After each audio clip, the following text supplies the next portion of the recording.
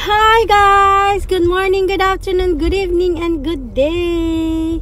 Magandang gising natin ngayon kahit napuyat tayo sa ating rally for peace ng INC kahapon dyan sa, actually kanina yon sa Pilipinas. Kasi kahapon na sa amin dahil umaga na. Yeah. Congratulations everyone for a successful, peaceful rally at mahinahon at magandang nailatag ang gustong ipahiwatig ng ating mga kapatiran sa Iglesia ni Cristo. Congratulations to everyone who supported and who stays there and travel for super early to be there in the location simultaneously kung saan saang region sa bansang Pilipinas. Napakahusay talaga ng Iglesia ni Cristo sa kanilang ginawang peaceful rally at napakaliwanag nilang nailatag kung ano yung gusto nilang iparating sa taong bayan at sa mga namumuno sa bansang Pilipinas. Napakatalino talaga ng Ka Eduardo Manalo for doing this, and they have a really big heart para ayusin yung mga nagkakagulo at ilatag yung gusto nilang ipahiwatig sa taong bayan at sa mga namumuno sa Pilipinas. The best talaga ang Ka Eduardo Manalo. At sa mga sa ating mga kapatid na nag-speech doon, napakahuhusay nila. As in, the best talaga. Wala akong masabi. Nakakaiyak. As in, sobra. Alam nyo ba na bihira lang akong nagpupuyat. Nagpupuyat lang ako sa mga karapat-dapat na pagpuyatan. At ito talaga, nag-absent talaga ako sa work. And I changed my off days para kahit mapuyat ako, may enough time ako to get rest before I go back to work. And I am so happy and relieved na natapos ng mapayapa at walang kaguluhan ang rally, peaceful rally ng ating mga kapatid sa Iglesia ni Cristo. Ayan. So, ang galing talaga, ang husay. Talagang nailatag nila yung mga problema sa bansang Pilipinas nang hindi nila kailangang pumanig sa kahit na sino, kundi dun lang sa tama. Ang galing. Napakatalino. Napakatalino talaga ng Ka Eduardo Manalo at ng ating mga kapatiran. Once talaga na ang iyong layunin ay nandyan sa gitna ang pananampalataya at ang Panginoong Diyos, talagang maganda ang magiging resulta nun.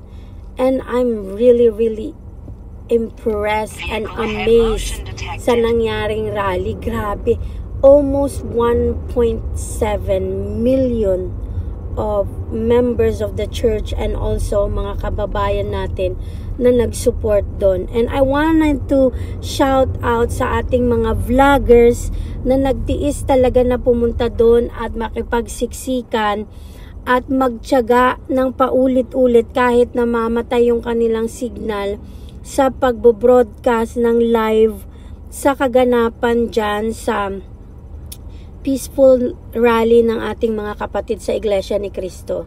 Saludo din po kaming lahat sa inyo, sa inyong pagpapagal at inyong pasensya sa pabalik-balik na pagpunta doon at pag-live ng nangyayari doon sa iba't ibang dako ng ating peaceful rally kung saan idinaos yun. And of course, shout out sa aking paboritong idol na vloggers na si Tol Bisdak ng Bisdak TV. Ayan, ang galing talaga. Mahusay.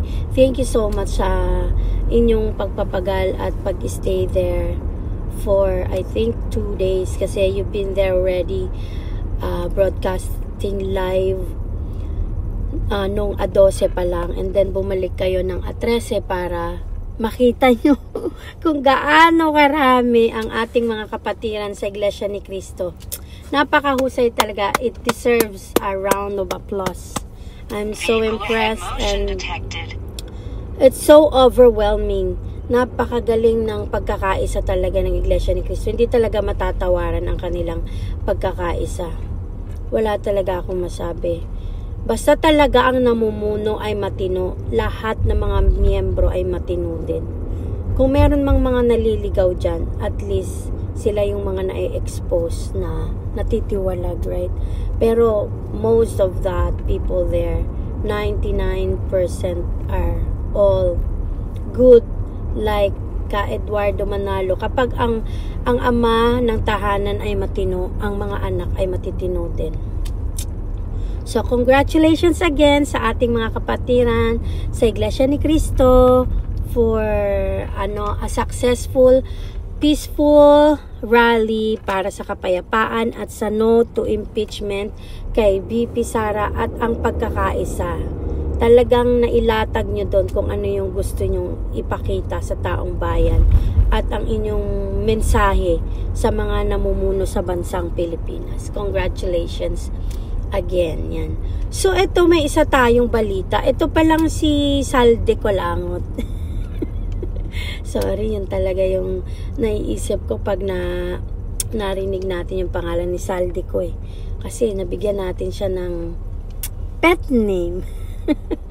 Pet name na Salde Colangot. So I've heard, I read, and hindi ko pa napanood pero nabasa ko lang sa ibang mga DDS vloggers, kay MJ, kay Miss Sas, at sa iba pa, na ano yun, nag-resign daw ba tong si Salde Colangot o napababa ba siya or what, I don't know. Pero ganun pa man, mabuti yun at natanggal na siya doon para mawalan ng isang galamay itong si Tambanakaw sa kanilang mga pagnanakaw dyan sa Kaban ng Yaman. Kasi diba sabi nga ni VP Sara, sila lang daw ang nagdi-decide ng desisyon sa budget ng bansang Pilipinas. So at least kung natanggal itong si Colangot, di nabawasan ng isang galamay itong si Tambanakaw, right? Sana yung ipalit nila doon ay hindi naman mas malala pa kay Salde Colangot, no? Sana hindi naman mas malala pa sa kanya sa pagdating sa dekwatan ng salapi. Ayan, so sino kaya ang susunod? Sana ang sumunod naman si Tambanakaw, no? Kasi yan talaga ang pinaka-the best na regalong matatanggap ng bansang Pilipinas kapag nag-resign din o natanggal sa posisyon o sa ano na mismo, sa ano ba tawag nito, bilang opisyal dyan sa bansang Pilipinas. Kung matanggal itong si Tambanakaw, yan ang pinaka the best na regalong maibibigay niya sa bansang Pilipinas at saka sa mga kapilipinuan all over the world. Yeah. Yan talaga, papalakpakan ko siya, promise. Magva-vlog ako at papalakpakan ko siya kapag nag-resign siya at manahimik na lang sa bahay niya at i-enjoy yung mga salaping dinekwat nila. Kasi kapag umupo na ang ating magiging Pangulo sa susunod na panahon, kung si VP Sara man yan o kung sino yung nararapat na pumalit sa kanila, ay pagbabayaran naman nila lahat ng kanilang mga pagnanakaw. So for the meantime, enjoyin lang nila kung ano yung mga nadekwat nila. Right? So yeah. So sana sila naman ang sumunod, tapos sumunod na rin sana si kung hindi naman kabawasan. Ito naman ay katahimikan ng bansang Pilipinas.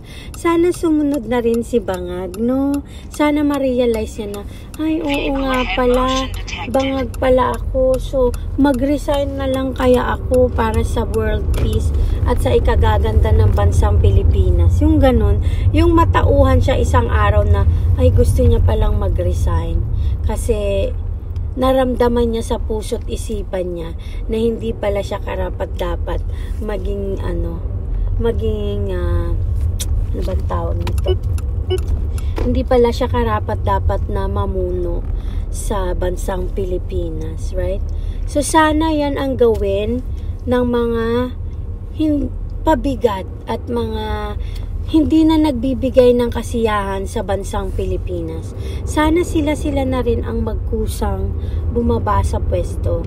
Parang graceful exit, kumbaga, no?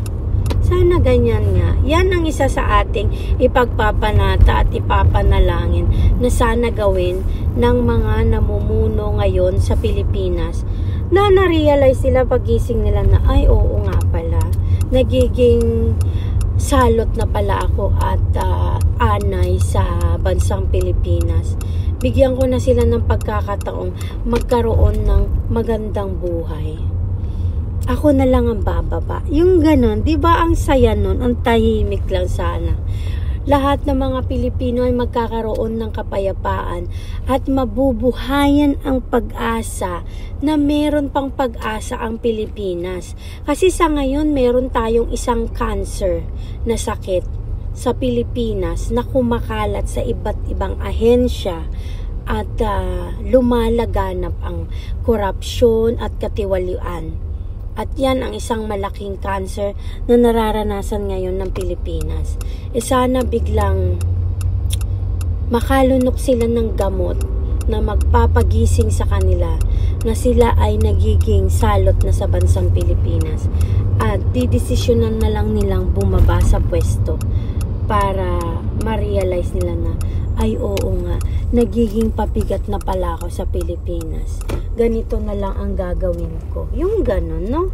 Ang saya siguro kung ganyan ang gagawin ng bangag admin at ng mga namumuno ngayon sa Pilipinas na walang ginagawa kundi ang bigyan tayo ng sakit ng ulo at pasakit ngayon.